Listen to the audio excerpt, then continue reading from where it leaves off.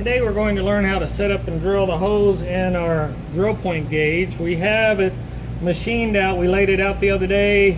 We cut it on the bandsaw. We took the file and we filed the radius on it, filed it down to the lines, and we'll probably do some finish filing on it later. But you notice on the print, the first hole is a 16th. This is a 16th drill. It's very, very small. It will not fit in the chuck. It will fall out. The same way with the 1/8 inch. It will fall out of the chuck. These two will not stay in the chuck, and the 3/16 will not stay in the chuck. So what we have to do, we have to use this device here called a micro chuck. Okay? And I calculated the RPM for a 3/16 drill, and it's very simple. 3.82 times 90 is the cutting speed for this material, 1018, equals 344.8 divided by 0.1875, and we get our RPM for this 3/16 drill at 1,833. So I'm going to start the machine up, and I'm going to set it right about there, and we're going to take it and drill it through. You see it shake a little bit. That's okay. It's going to follow the hole. It's going to follow the center punch mark.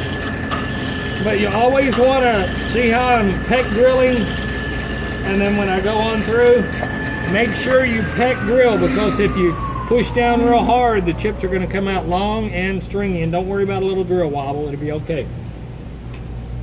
We always want to put our parts on parallels, as you can see. These are parallels we put underneath of the work, and that's so we don't drill holes in our vices. We have to raise the work up, so these are called parallels. Okay, so I have the 16th hoe, the 1/8 inch hoe, the 3/16 hoe. Now let's look at the 1/4 inch hoe. I'll just do a couple of the hoes to give you an idea of what we're doing. Now the way this micro chuck works, this is a micro chuck, it will hold on to anything down to a 16th and even smaller.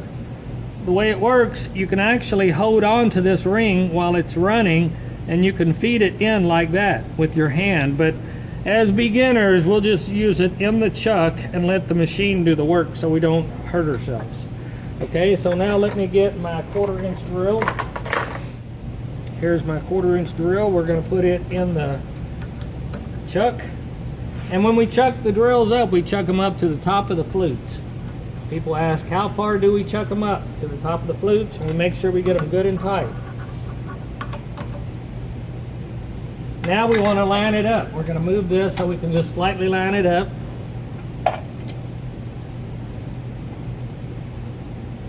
Right about there. Looks pretty good.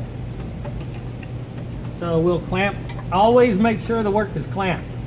See that clamp? Always, always, always make sure that is clamped. We had a student get injured, not here, at a company, because he was holding a piece of metal cutting it, and it grabbed. So now when I do the speed RPM formula for a 1/4 inch drill, I'm getting 1,375 RPM. So 1,375 is right about there. And I'm having the handle vibrate a little bit. But you see that the drill is going to follow the center punch mark. And you see how all I'm doing is just pecking it down until it goes through.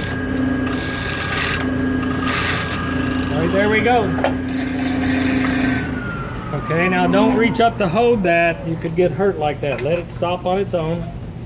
So there's 3 of the hose, 16th, 1/8 inch, 3/16 and a 1/4 right there. So we would go ahead and drill the rest of those, then we'll deburr the back of the gauge itself. But you can see that I have parallels under the work. That's very important. I want to show you a couple things while I'm here. I'm going to get this out of the way. And I would like to show you how we can take the chuck out of this drill press, because sometimes we may not have a straight shank drill, and this is a straight shank drill. And drills like these, let me knock this one off for you. This drill is a taper shank, this drill is a straight shank. Never, ever, ever take a drill like this and try to put it in a chuck. It will not work, it will come out, and it could hurt you. Always use a straight shank drill in a Jacobs type chuck. Okay, so let me show you quickly how to take this chuck out of this machine. All we have to do is make sure we're holding it, and we put, this is called a drift pin, we put a drift pin in it, and we're gonna give it a little tap. So there is our chuck with a tapered shank, and it's got a tang on it to keep it from turning. So if I want to put a drill like this in here, obviously it's not going to fit. So I have to put a sleeve. Put this into a sleeve, give it a little tap, and it will pop up in there. Now that's ready to start drilling a hole with that big of a drill. So I could actually go quite big on my drills. So let's take this back out. And let's take it out here. You can see how I drop it in the hole. Give it a little tap and it'll pull off. So we'll drop this back up in here just like that. So you can see this is how we're going to be doing our drill point gauge. We'll put all the holes in it that we need, and then we'll finish doing some fine filing. We'll polish it up a little bit. We'll put some acetone on it to take the bluing off, and then we'll turn it in just like that, and it's going to be a beautiful project that you'll use quite often. So let me show you one other thing while I'm here. On this drill press, this particular machine here, we've got, let's see, there we go. We've got a little bit different setup. You notice that the part is not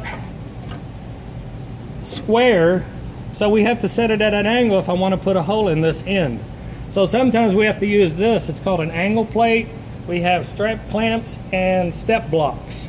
So these two clamps, these two step blocks will hold this angle plate secure, and then we can actually use the C-clamp. We use C-clamps a lot on the drill press.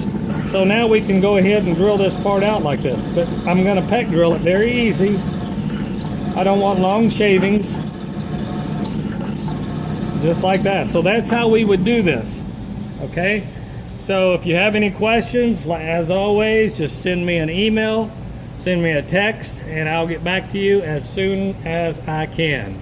Thank you for watching.